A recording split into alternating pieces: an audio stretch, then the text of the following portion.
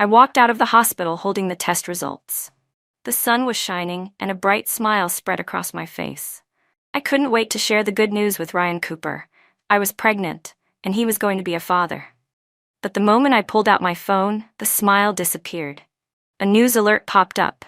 Genius director Ryan Cooper's remake becomes a hit once again, and the leading lady is her. I tapped on it. There she was, Emily Lane. Her photo dominated the page.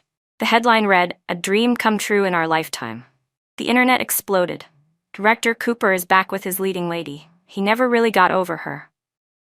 Years ago, Ryan had created Wildfire specifically for Emily. Love like wildfire, fierce, unstoppable, and enduring. Through that film, Ryan declared his grand love for Emily to the whole world. But because of industry politics, the role that was meant for Emily was stolen away. Ryan couldn't fight back. When he was interviewed back then, he gave a bitter shake of the head and said there was nothing he could do. The sorrow in his eyes was plain to see. Now, facing the reporters again, Ryan smiled. He had finally gotten what he wanted. He looked at Emily with an expression of utter tenderness and said, "She's the only leading lady in this film." Emily looked deeply moved, her eyes shimmering with tears. That moment was picked up and reposted wildly across every major platform. Everyone was cheering for their reunion and celebrating their story, everyone but me, because I was Ryan Cooper's wife. At some point, the test results slipped from my hand. A car drove past, and the paper was gone. I looked up at the sun. It suddenly felt blinding. Ryan and I had known each other since we were kids.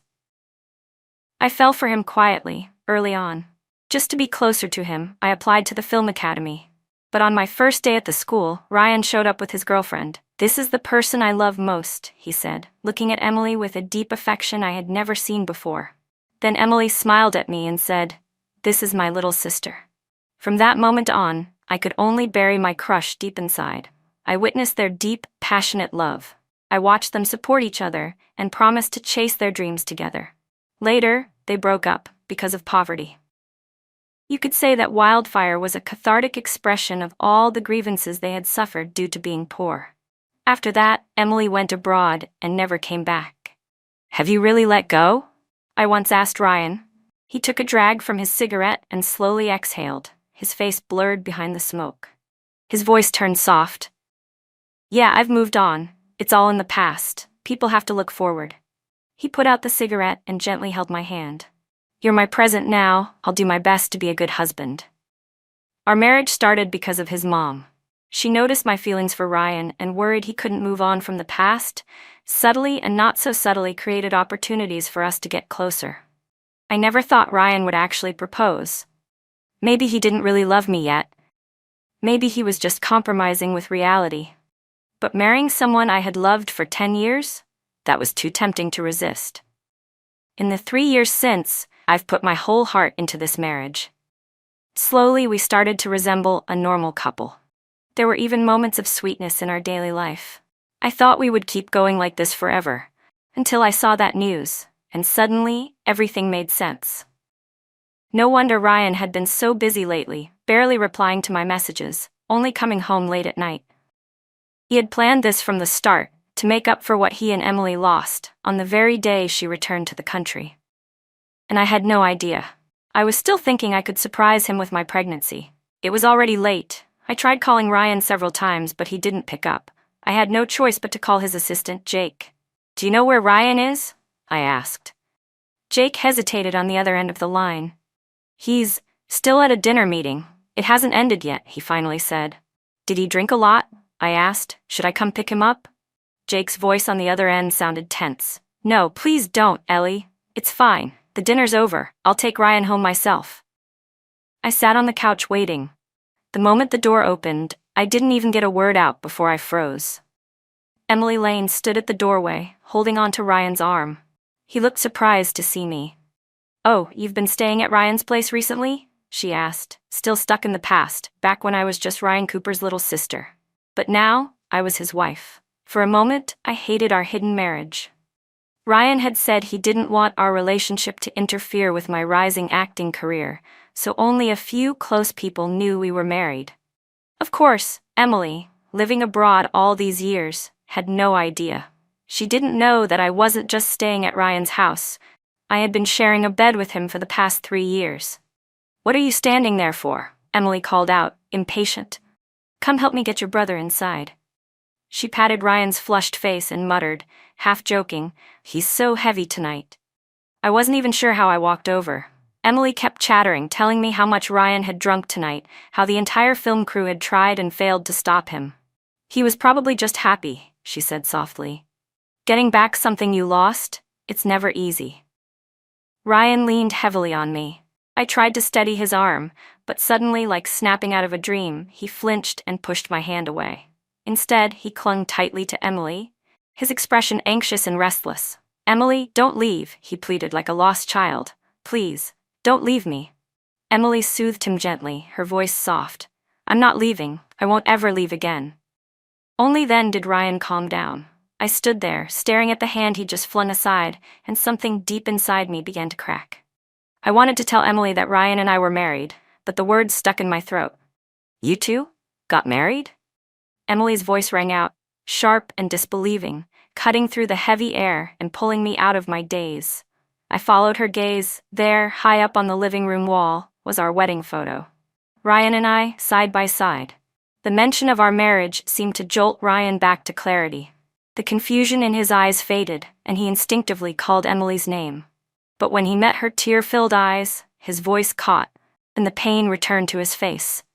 I stood there, frozen, the chill creeping all over me. "Ryan," I said, barely recognizing my own trembling voice. "Do you even see me anymore?" He paused, stiffly turning his head to finally look at his wife. Just then, Emily yanked her hand from his grip and ran out, crying. The moment her hand left his gaze left me too. He took a few steps to follow her, but then stopped. I held my breath, hope briefly flickering in my chest. "Ellie, I should go find her," he said. "It's too late, it's not safe for her to be out alone." If he had looked back at that moment, he would have seen me, standing there in the hallway, the light in my eyes slowly going out. Once he disappeared from view, I collapsed to the floor. The tears spilled silently down my cheeks. I had never felt it so clearly before. In Ryan Cooper's heart, no one could ever compare to Emily Lane. As long as Emily was around, Ryan's eyes would always follow her. I placed a hand over my belly, the sorrow swelling inside me. 10 years of love meant nothing. 3 years of marriage meant nothing. And what about this child? Just when I was beginning to feel joy about this new life inside me, maybe Ryan had already been preparing to run back to someone else. The clock on the wall ticked steadily. The floor grew colder beneath me. My emotions had burst out of control, but I had to think of the baby. I forced my weak body to stand, turned off all the lights, and lay down in bed. The darkness around me surged in, pressing from all sides, as if rushing to drown me. Only a sliver of moonlight spilled through the window, falling softly across my body. I lay there with my eyes wide open, staring blankly as my thoughts drifted far away. Ryan and I used to be like that faint beam of moonlight. We were neighbors and barely interacted at first. I grew up without a mother, and my father couldn't have cared less about me. Naturally, I became the one everyone at school picked on, because no one was there to stand up for me. That was until one day, Ryan noticed the hidden bruises on my body. When I was being bullied again, he suddenly appeared like a hero descending from the sky. "You're the ones who keep picking on her, right?" he said, without hesitation, striking back hard. "Apologize to her." I watched the people who usually strutted around like they owned the world bow their heads and beg for forgiveness, while Ryan stood beside me with a stern face. In that moment, I thought he was glowing. "Why didn't you ever say anything about being bullied?" he asked angrily, walking me home. I looked down and mumbled, "I'm Ellie, born unlucky.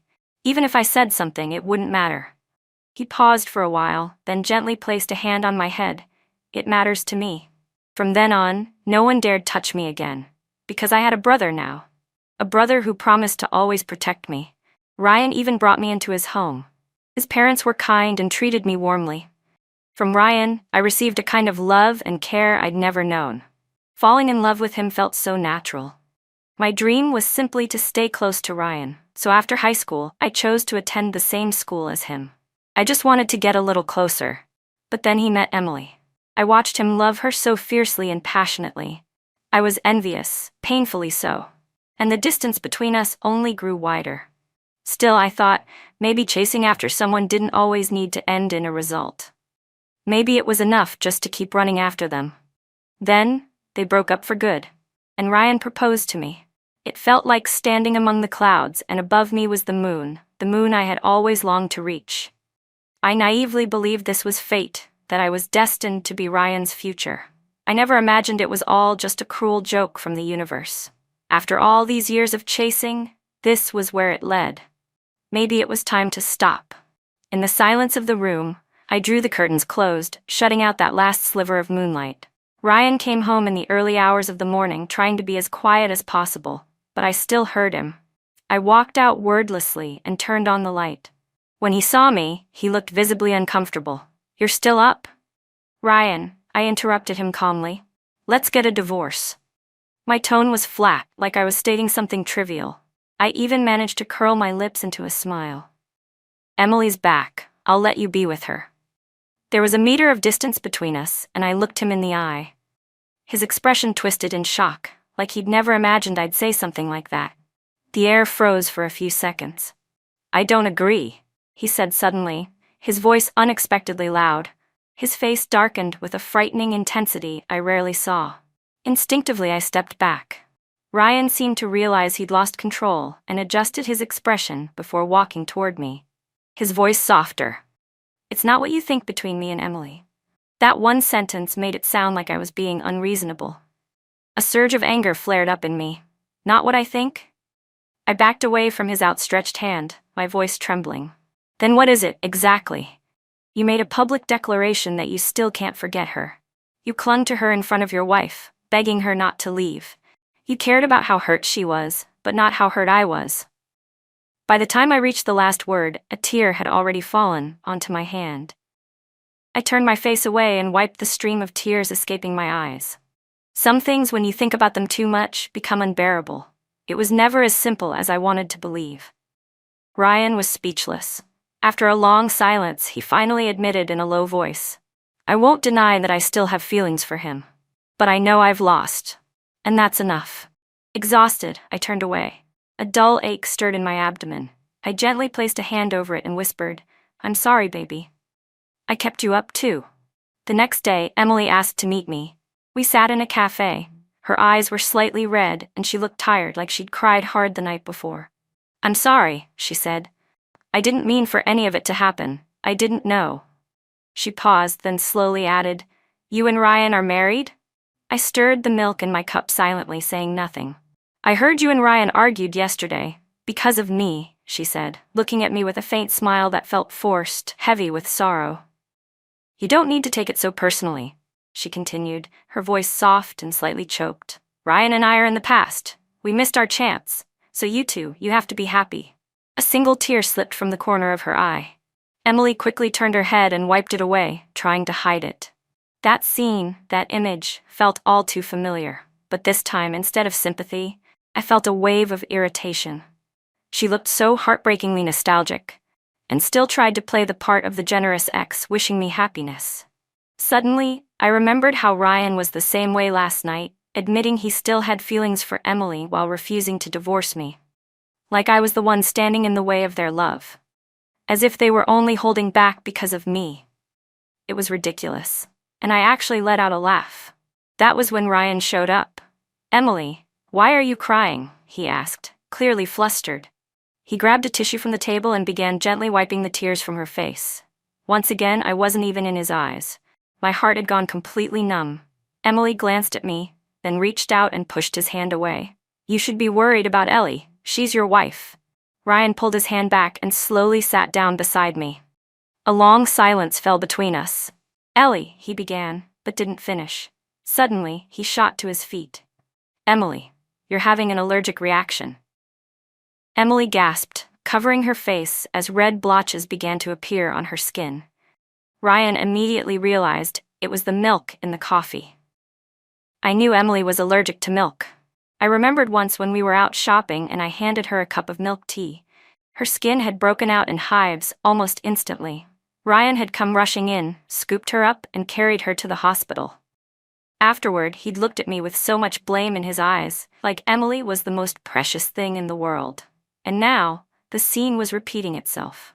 Ryan scooped Emily into his arms again, rushing out of the cafe. His face was filled with real, undeniable panic.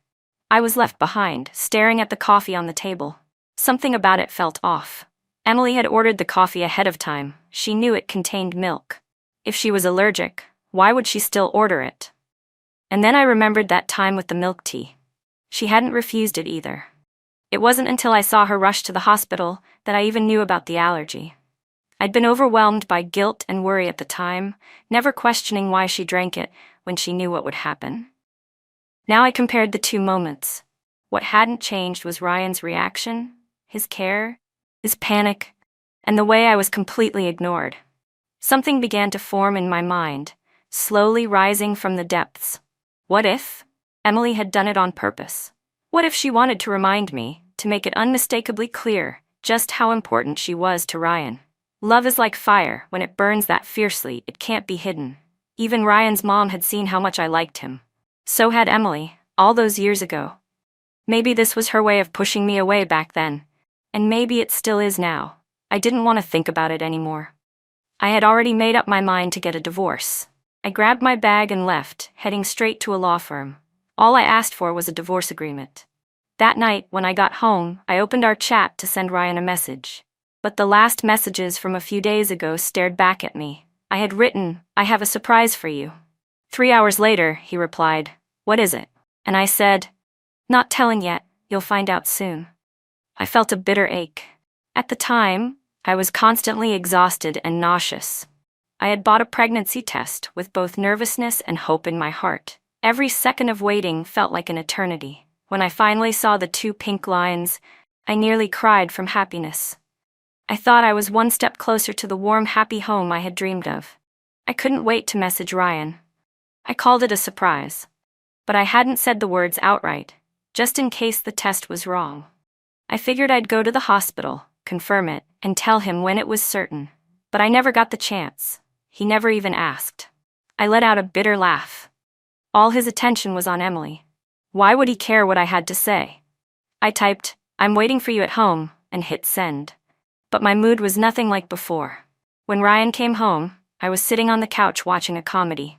I was laughing so hard, I didn't even hear him come in. He cleared his throat by the door. I looked over but didn't react. His brows furrowed slightly. This was the first time I hadn't gone to greet him, hadn't smiled like I used to. But his expression quickly returned to normal.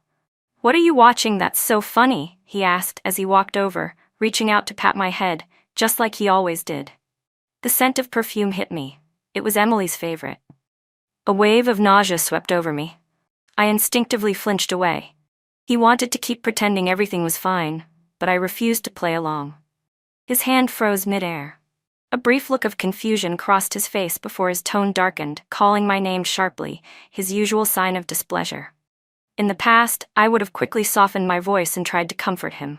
But not anymore. The tension thickened between us.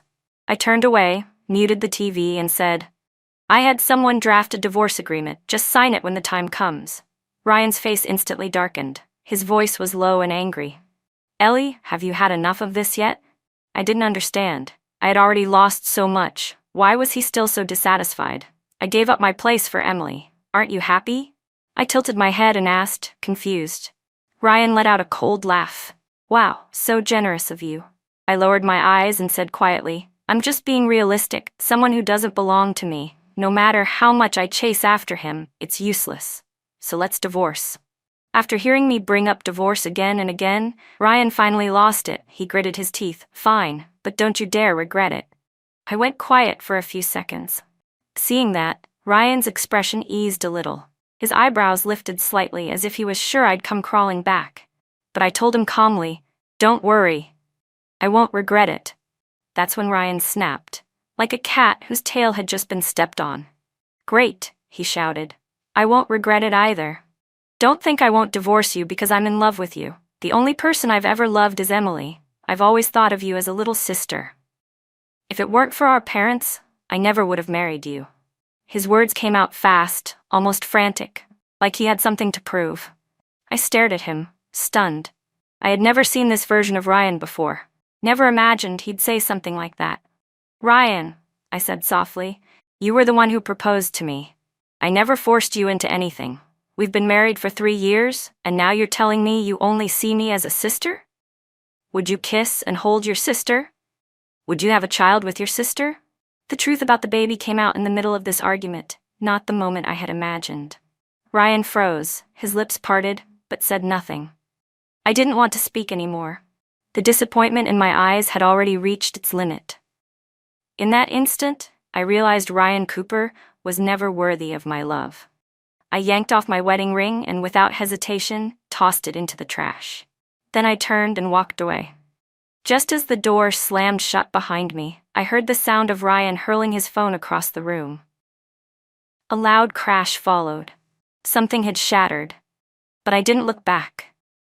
I returned to the set to finish filming the final scenes. While I was there, the divorce papers were finalized. I mailed them to Ryan but never got a reply. Work was overwhelming and I wasn't in the best shape. I told myself I'd find him again after the shoot was over. On the last day of filming, my phone rang unexpectedly. It was Ryan's mother. I took a deep breath, forced myself to sound calm, and answered. "Hi, Mom." "Ryan's been in a foul mood every day lately," she said right away. "It's like he's walking around with a stick of dynamite. Then I found out you two are getting a divorce." I didn't respond. She kept going. "I know you must be upset because Emily came back. But sweetheart, a little fight is one thing. You can't just throw your marriage away. You two have been through so much together." "Yes," I said quietly. "It hasn't been easy. I loved him in silence for 10 years. I waited patiently, hoping one day it would become something real. So when we finally got married, I cherished it. I gave everything to that relationship, hoping it would bloom. But now I know that flower will never bloom, and I don't want to wait anymore. I'm serious this time." There was a long silence on the line. Then came the sound of a door slamming in the background. Her voice grew anxious. "Why are you doing this? You know Ryan and Emily had a thing in the past, but you two are married now. Emily coming back doesn't change that." She took a deep breath. Ryan didn't remake that movie to rekindle things with her. He just wanted to find closure, to finally end that chapter. "Don't overthink it." She rambled on, trying to convince me, but I cut in. "Do you actually believe what you're saying?" Silence. She didn't answer.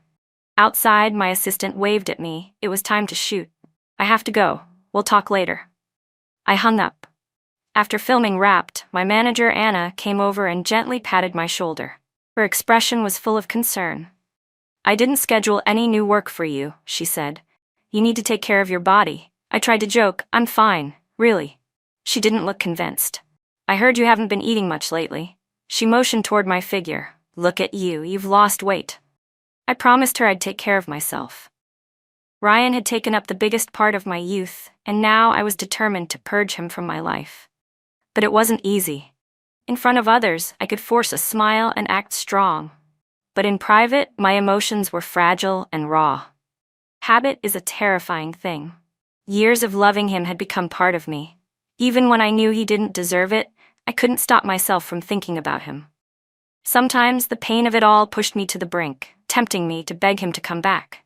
But I wouldn't give in. I could only keep fighting it, enduring the withdrawal like a deep, wrenching wound.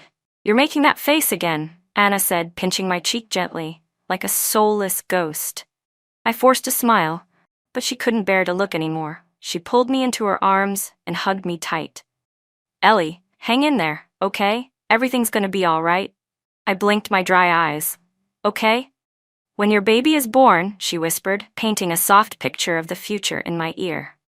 I rested a hand on my belly, listening quietly, letting that hope for the future slowly chase away the darkness of now.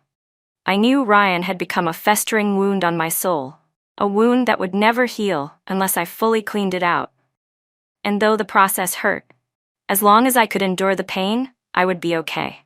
There were still so many beautiful things waiting for me in life. "So Ellie," I told myself, "don't be too sad. Just keep moving forward. Don't look back." Between shoots, I found myself searching online for parenting book lists. That was when I saw Ryan and Emily back on the trending topics again. I clicked in without much thought. At the film's opening press conference, a reporter asked a gossipy question. Everyone knows Wildfire tells a passionate love story, and the lead characters are standing right in front of us. I'm curious, after all these years, is there a chance for you two to rekindle that old flame? Emily flushed slightly, as if shy. She glanced at Ryan, her eyes flickering. Then she quickly dodged the question, answering, "We'll leave it to fate." Ryan, on the other hand, remained composed. He responded diplomatically, saying he hoped everyone would focus more on the movie itself. "My personal life is not something I want to discuss," he added. A flash of disappointment crossed Emily's eyes, but she forced a smile and nodded in agreement. Maybe she was distracted because as they left the stage she accidentally tripped. Ryan instinctively reached out and caught her. She stumbled right into his arms, her head tilted back slightly, and her red lips brushed across his cheek, leaving a faint, ambiguous mark. They locked eyes. It looked just like a scene from the movie. The internet exploded. "Ah! He didn't dodge. Are they not together already? Hurry up and get married. I'll bring the marriage office to you." And yet, surprisingly, I felt calm. I even found myself thinking, Emily really had been away from the cameras for too long. Her reactions were stiff, unable to mask her emotions. Or maybe she was doing it on purpose. Either way, I didn't care anymore. I smiled to myself. I guess all that emotional desensitization hadn't been for nothing. I had watched so many clips of Ryan and Emily together, tormenting myself over and over. But now, even seeing them like that, I felt nothing. I opened my calendar. The final day of filming was just around the corner, and it was time I formally scheduled my divorce with Ryan. When the last scene wrapped, I politely declined the crew's offer to throw me a wrap party. As I turned a corner, someone unexpected blocked my way. Luna Lee, the female lead of the film. She was also the girlfriend of our main investor, Mr. Lee. A classic-kept woman, fragile and gentle on the outside, but feisty and temperamental beneath the surface. We'd only ever interacted during scenes, so I was confused. "What is it?" I asked. She led me to a quiet, secluded spot among the trees. Then she suddenly asked, "Do you know what a white moonlight is?" "What?" I blinked, caught off guard. She went on without waiting for an answer. "It's the kind of person who makes everyone else fade into the background. As long as they're there, no one else matters." She turned to me, still wearing her Qing Dynasty costume from the set, her red lips curved into a strange smile. "Don't you think that's true?" I stared at her, sensing something off. Then came the punchline. "Emily is that flawless moonlight," she said. "And you're nothing but the dull dust on the ground. The difference in how Ryan treats you versus her, hasn't that been obvious enough?" She stepped closer with each word, her tone turning accusatory. "So why haven't you signed the divorce papers yet?" Emily. Luna. So they were family. How ironic. Everyone knew about Ryan and Emily's love story, and my marriage with him? Practically invisible. It hit me. Emily must have sent her. There was no other way Luna would know these things. But what I couldn't figure out was how it had turned into me refusing to sign the divorce papers, when Ryan had been the one dragging his feet all along. Luna looked annoyed. "I came on my own," she snapped. "I just can't stand people like you, always inserting themselves into someone else's true love. Don't you realize you're just the third wheel?" I nearly laughed. Ryan and I didn't get married until 2 years after he and Emily broke up. I looked her dead in the eyes and said coldly, "They call that true love?" Emily left the country, not died. If it was really love, why didn't they try to find each other? And if it was so sacred, why did Ryan marry me? As for who the third party is, I glanced at Luna and said coldly, "Take a good look at yourself first." I'd lost all interest in arguing. I turned to leave, but Luna suddenly lunged at me and shoved me hard. "You're full of crap," she shouted. The force of the push knocked me off balance. I fell hard, my body tumbling before slamming into a tree. Luna was just about to mock my disheveled state until she saw the pool of blood spreading beneath me. Her pupils contracted in horror. The shock and fear on her face were unmistakable. I stared blankly at the blood. My head buzzed, and suddenly I couldn't hear anything. I fumbled for my phone, my hands trembling as I unlocked the screen. When the emergency line connected, I choked back sobs, my teeth clattering from shock. Please help me. Save my baby." Then everything went dark. I felt my stomach grow emptier, colder, until I slipped into unconsciousness. When I woke, the first words out of my mouth were, "Is the baby still here?" My assistant, a fresh-faced college grad, stood nearby, pale as a sheet. He had never witnessed anything like this. When he heard me, his lips trembled, but he couldn't get a word out. I knew then. I stared into nothingness, and suddenly I began hitting myself, sobbing hysterically. It's my fault. It's all my fault.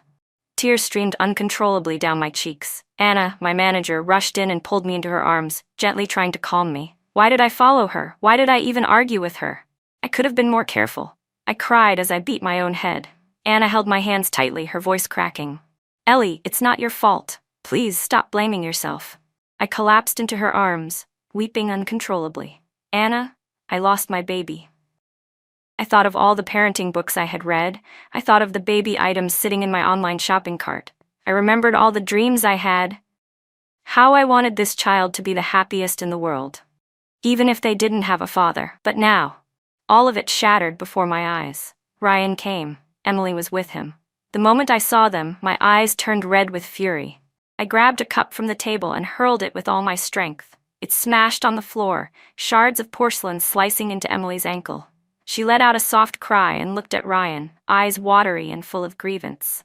Ryan, she whispered his name, sounding delicate and wronged. For the first time, Ryan didn't look at her. He looked at me instead, eyes wide in disbelief. We really had a child? Not have, had. His relief was almost visible.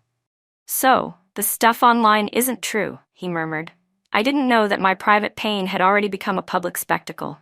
Accusations of premarital pregnancy and miscarriage were splashed across headlines, painting me as some disgrace. And all the while, Ryan and Emily had been casually revisiting old campus memories. That was my baby, I said through clenched teeth, staring at them with burning hatred. But now it's gone. Ryan froze. Do you know why it's gone? I asked, then answered myself.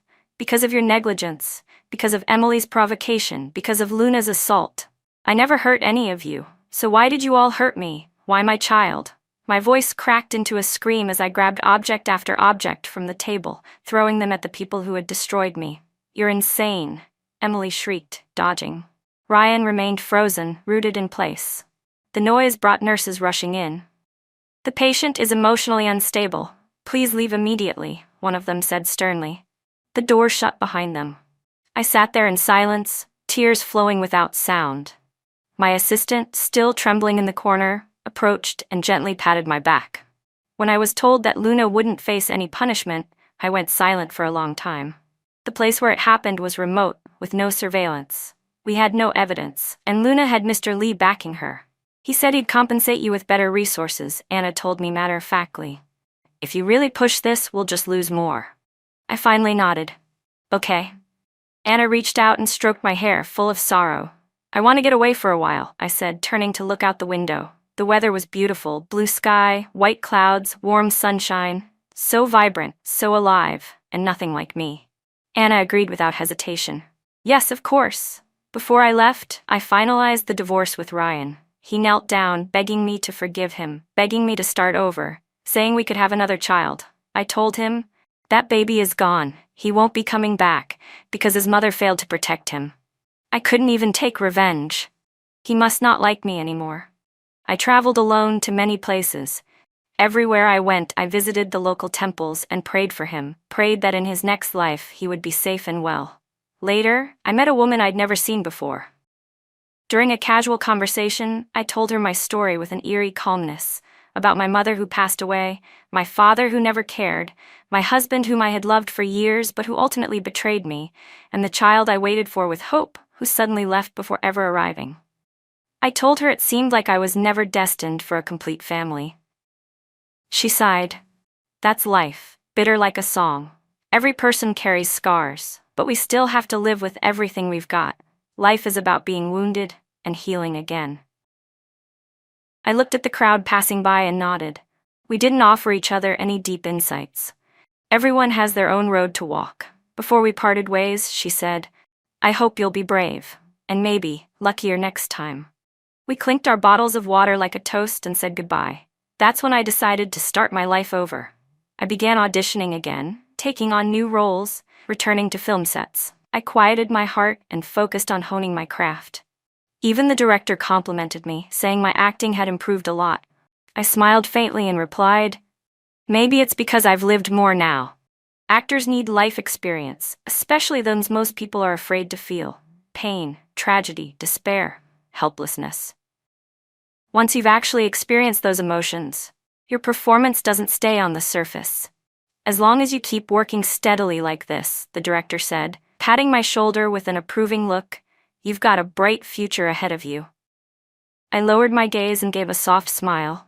Sometimes Ryan would show up around the set, waiting. I heard he and Emily had been arguing constantly, which caused Wildfire's production to slow to a crawl. I didn't care. Whenever I saw him, I acted like I hadn't. One time, Ryan grabbed my sleeve and pleaded, "Ellie, please don't ignore me." I didn't react. "Even if you want to hit me, yell at me, anything. Please, just don't shut me out." He looked worn out, completely broken. I shook his hand off and said clearly, "Ryan Cooper, stop interfering in my life." His eyes filled with pain, his voice hoarse. He muttered, "I'm sorry, Ellie. I was wrong. I was really, really wrong." Tears welled up at the corners of his eyes. I let out a long sigh, left him standing there, and walked away with firm steps. I was cast in a new role, an unusual one. A deaf-mute woman, trafficked into a rural village.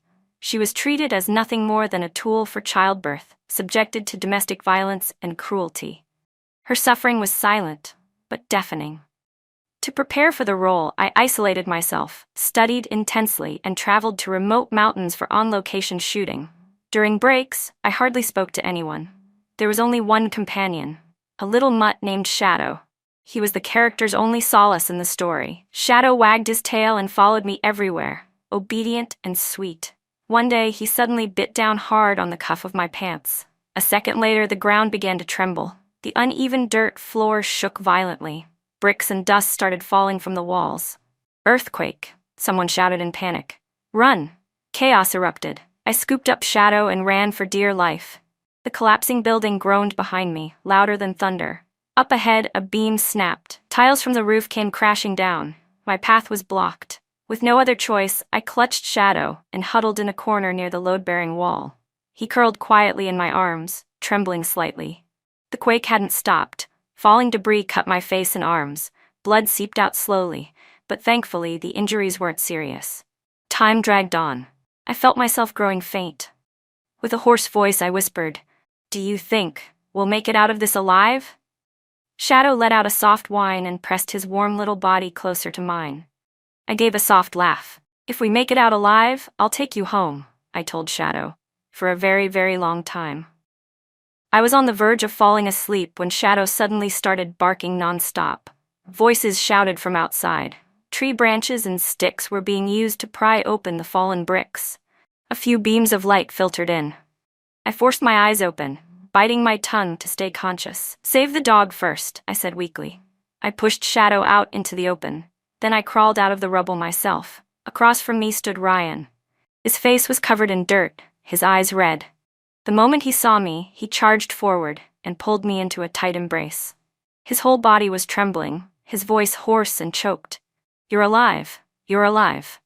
I didn't have the strength to push him away. "Yeah," I managed in reply. The medical staff rushed in to treat my wounds and start an IV. One of the nurses smiled. "Young lady, this your boyfriend?" The road into the village was blocked by a landslide. He climbed for 6 hours straight over the mountains to get here. "Look at his hands. He's been digging through debris until they bled." I glanced at Ryan. All 10 of his fingers were cut and bloodied. "Thank you," I said sincerely. Ryan gave a crooked smile. "But we're not dating." The light in his eyes dimmed again. Later, a reporter asked me what relationship I had with Ryan, why he would risk his life to find me. I smiled and replied, "We used to be neighbors. He's like a brother to me." Standing nearby, Ryan's eyes immediately turned red. He muttered under his breath, "A brother." The pain in his voice was unmistakable. In private, he asked me, "How can I be your brother? We've kissed, we've shared a bed, we even had a child together, a brother?" My smile turned cold. "That's what you used to say, remember?" Ryan staggered slightly, his eyes clouded with 1,000 layers of pain. I could only see him as pathetic. He said he loved me, but he betrayed me. He said he didn't love me, but acted like he did. But whether he loved me or not, what did it matter now? I didn't care anymore. Then I hit the trending page again, once more, as the villain. A video surfaced of Ryan's bloody hands digging through the rubble to save me. Rumors followed about him frequently visiting my film set. People online began questioning, what is Ryan trying to do? Is he trying to win Ellie back? Poor Emily, one post read. She was the real one. Who's the third wheel now, ruining a real relationship? This is disgusting. I can't even watch Wildfire anymore, it's tainted. Emily made things worse by posting a crying emoji on her social media, subtly framing herself as the victim. Public opinion turned vicious. My comments were flooded with abuse from people who didn't know the truth. She got pregnant before marriage and even miscarried. Girl, you'll never be a white moonlight. What's wrong with Ryan? Is he blind? Homewrecker, get out of the entertainment industry. That time I hit the trending page under tags like unwed mother, miscarriage scandal. Still grieving the loss of my baby, I ignored my team and paid to have the trending topic removed. But this time, I posted a photo of my divorce certificate on Weibo. Not long after, Ryan also posted, 3 years of marriage. I let her down, he wrote. The internet quickly dug up the past, and public opinion flipped almost instantly. I can't believe it, one user commented. He had a wife this whole time, and was still all over his first love, creating romantic buzz for the movie? While being married? Ryan Cooper, doesn't your conscience hurt? Only I seemed to notice one detail. While I was miscarrying, Ryan and Emily were strolling around their old college campus, reminiscing. Hard to say who's worse here, someone posted. Ellie didn't deserve this. Public sentiment turned sharply against Ryan and Emily. The reputation of Wildfire crumbled. The film was officially declared a financial failure. No one was willing to buy tickets anymore. Emily's acting career was destroyed. She had already given up acting when she went abroad. Now, 5 years later, her return had ended in ruin. It was just because Ryan Cooper had already achieved fame and success. You guessed right. He gave a bitter smile and said, so-called white moonlight only exists in memory. In Ryan's memory, Emily was the girl who shared his dream. They had made a promise together. He would become a legendary director and she would shine as a dazzling star. So Emily became his muse, the eternal flame that inspired Wildfire. But was the real Emily like that? The truth was, she had given up on her acting dream long ago when she faded into obscurity. And when Ryan's name began to soar, she returned to China and picked acting back up again. She had never been persistent. Why won't you leave me a way out? Emily accused me. But the only glow Emily had upon re-entering the entertainment world came from the white moonlight fantasy, the nostalgic illusion of Wildfire. Now, with scandal tainting her image, the audience wouldn't accept a fallen star. Her gigs were all cancelled. I told her, Emily, you're the one who didn't leave yourself a way out. A person with a dishonest heart can't go far. I exposed all her manipulative tactics, how her focus was never on her work, but on winning back Ryan and tearing me down. She never realized that in life, the only road worth walking is the one you pave for yourself. Emily faded out of the entertainment industry as quickly as she reappeared. Her stardom, just a fleeting dream, shattered completely. At the same time, Ryan's career also began to decline. He drowned himself in his failed relationship and could no longer create. The once brilliant visionary director could no longer produce anything that amazed. Then there was Luna. I hadn't forgotten her. Quietly, I gave a nudge and helped expose the story between Luna and Mr. Lee. Mr. Lee's wife was a powerful, controlling woman. Soon after, news broke. Mr. Lee was kicked out of his own house with nothing. With her keeper gone, the canary in the gilded cage began to wither. Do you regret marrying Ryan Cooper? That was the first question in a special emotional interview. Too many people were invested in my so-called tragic marriage, treating me as some fragile victim in need of protection. So for the first time, I told the full story in public, even though countless versions had already been told by others. I answered honestly. I used to regret it, but not anymore. The reporter asked, why? I smiled gently. I've come to understand that every step in life has its meaning. If I had to do it all over again, with the mindset and heart I had back then, I would have made the same choices. I loved Ryan for 10 years. 10 years is a long time, long enough for love to become an obsession. Even when I dated other people, it never worked out. That's just how people are. Sometimes you have to hit a wall before you turn around. I realized that marriage was necessary. Without it, Emily would always remain Ryan's unreachable white moonlight, so close, yet forever distant. And if I'd never married him, he would have become my white moonlight instead. I would have idealized him forever, put a filter on everything he was. But after marrying him, I finally saw him clearly, and I realized that, stripped of love's illusion, he was just ordinary. "Would you be open to a new relationship?" the reporter asked. I shook my head. A failed relationship doesn't mean I'm a failure. Love is a two-way street. Maybe it just wasn't the right person. I joked, I won't say no to someone new, especially now that there's no one in my heart to hold me back. And as for fear of getting hurt, that's not something worth worrying about in advance. As long as you have the courage to begin and the strength to walk away, that's enough. I smiled into the camera. So, to all the fans out there, don't worry about me, I'm really doing great. Little by little, I had finally pulled away from Ryan. He used wildfire to describe love, but I used wildfire to describe myself. I would burn across a vast open field, unextinguished by the storm, lifted high by the wind. Later, I stood on stage holding an award, Best Supporting Actress. I lifted my trophy and the host asked, "Do you have anything you'd like to say?" In my eyes burned not pain, but ambition. I said boldly, "I hope I'll be back here again next time. And I hope when people hear the name Ellie Chen, they'll say, she's a damn good actress." Thunderous applause filled the room. That trophy was my badge of honor. 3 years later, I brought home Best Actress. I opened the door. Shadow was waiting, wagging his tail. The moment he saw me, he leapt into my arms, whining sweetly. "You missed me, huh?" I laughed, hugging him close. I casually placed the trophy on the shelf and rubbed my face against his. "Sorry I'm late today, buddy." Shadow licked my cheek, and I burst out laughing. "Who says this isn't home? The story ends here."